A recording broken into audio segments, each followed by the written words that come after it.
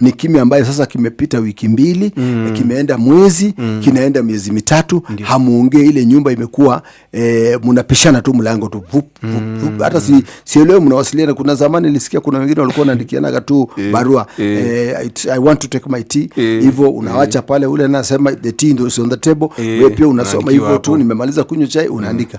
Eddie James, pamoja na hiyo ni sawa, lakini kimya kirefu kitaweza kusababisha madhara makubwa katika ndoa yenu.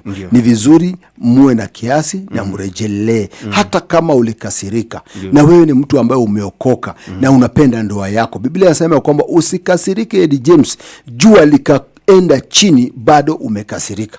Inawezekana ukasirike asubuhi ama mchana, lakini usikubali iende mpaka the following day bado umekasirika. Wewe tuliza makasiriko yako na uweze kurudi katika ile ndoa, muweze kuendelea. Biblia inasema kwamba usikuwe na hasira ati kubwa inatoka nchemka ndani, hapana. Hasira inakaa katika shina la mtu mpumbavu. Na kwa sababu wewe si mtu mpumbavu, rejelea yale mazungumze na uovercome ile changamoto ambayo ilikuwa imekuja, mrekebishane na muweze kuendelea katika ndoa yenu. Kwa hivyo si advocate kwamba mtu anyamaze mwezi 6, mimi niko na miezi 5 hatujawahi ongea, niko na miezi 3 hatujawahi ongea. Hapana, mtaharibu ile ndoa na ni kitu ambayo ingeweza kurekebika na muweze kusonga mbele. Eddie James. Haya, mtumishi wa Mungu ameongelea jambo hapa kuhusu mawasiliano pia yanapotatizika pale kwa ndoa. Kuna jamaa mmoja mama watoto ndiye alikuwa amezoea kumwamsha mapema. Sasa hiyo siku akawa na interview na wamekosana. Sasa ikawa ni wana communicate kwa makaratasi vile unasema. Sasa mama masaa alikuwa anaenda interview, akamwambia 86 wake up. Akaandika chini na akaeka na mzee anaendelea kulala hadi masaa interview ikaleta shida.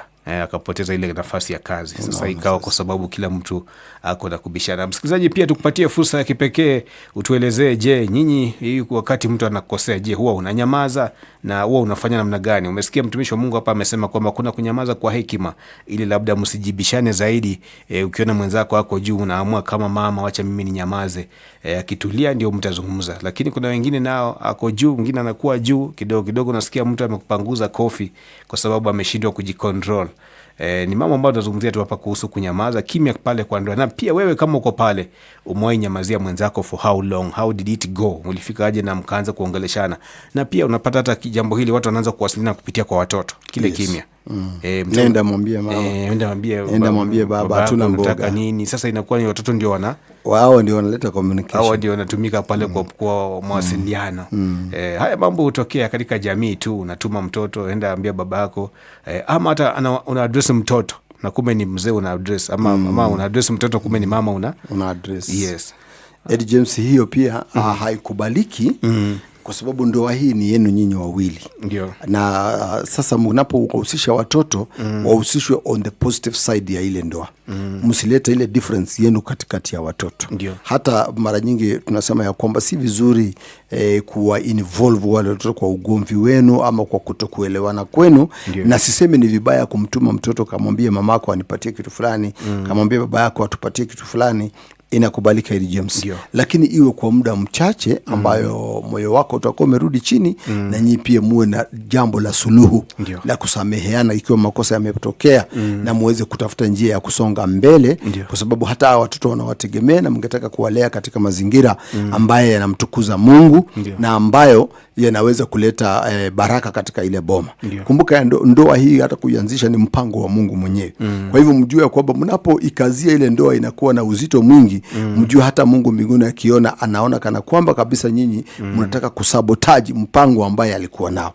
Lakini mkiwa watu wa kutafuta suluhu na kutafuta uelekezo kwa Mungu, Eddie James, suluhisho linapatikana na tunaweza kusonga mbele katika ndoa zetu na yaweza kuwa bora na bora zaidi. Unanielewa Eddie James? Lakini watu wakiwa na ugumu wa moyo ama uzito wa moyo, ndio kunaleta changamoto ambayo inakuwa ni kuvutana na labda kunyamazania kwa muda mrefu. Ukinyamaza sana haileti shangwe. Ni vizuri kuzungumza, na ikiwa kuna kitu ama jambo lililo kukwaza, basi mueleze mwenzako kwa wakati ambao unafaa, kwamba na juzi ile linalofanya last week haikunifurahisha, nilisikia hapa na mawazo yangu yalikuwa haya na haya. Mkiongea mtakuta hata difference yenu ilikuwa kidogo sana, na mnapomaliza hapo mnaweza kuendelea na kila siku ndoa huwa mpya kila siku. Ndio. Usiizoee ile ndoa. Changamoto huja ndani ya James wakati unaanza kuwa na mazoea na kuzoea. Lakini usiizoee ile ndoa kwa sababu kila siku tunasoma ndani yake.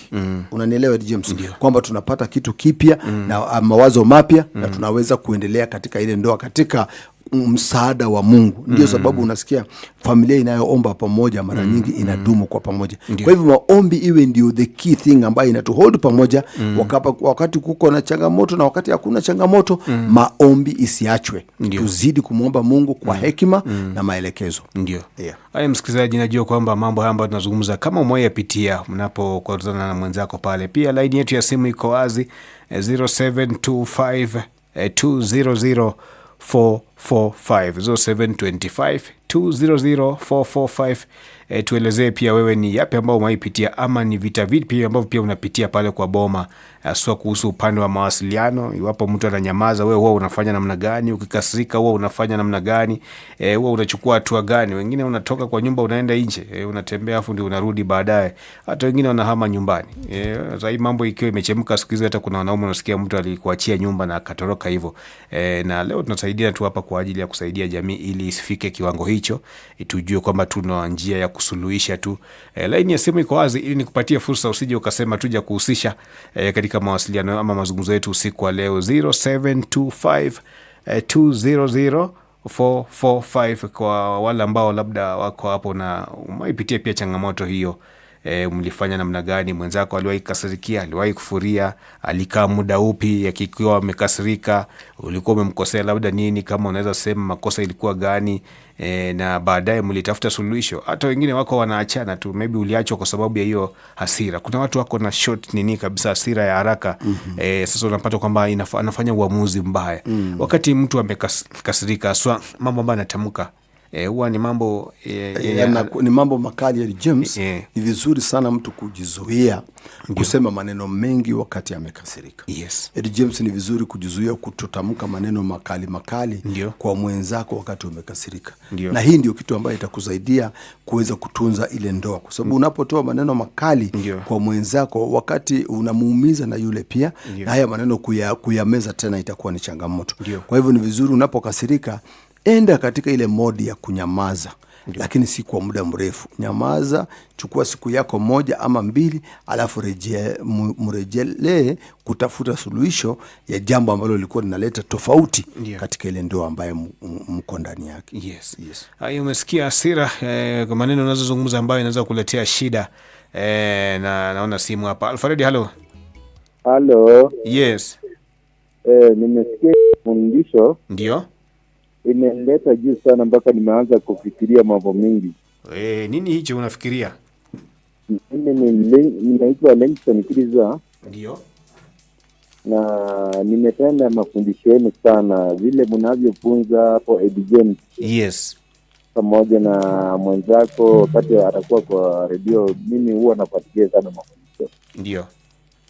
Sasa ningependa sana, unajua kuna wakati nafika mahali mpaka mimi nachinja cha kufanya.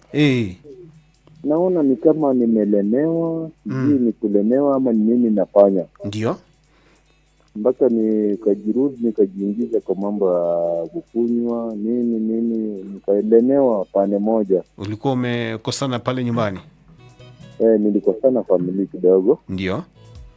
Nikaona ya kwamba mimi, unajua kweli kwa kuzaliwa kwangu sijaipata njia ya kuishi. Ndio. Na sikuwa na mahali pa kuishi vizuri, nilikuwa chokoraba. Yes. Na maisha yangu ikawa tu na shida. Sasa mimi najaribu kutafuta vile naweza kujitengenezea mahali pa kuishi, kujinasua. Yes. Nikaona kwamba hapa ninateseka bure. Ndio. Sasa juzi nikaona kwamba kwa mwaka hii tukianza nikaanza kukunywa pombe vibaya sana. Mpaka nimejionea huruma.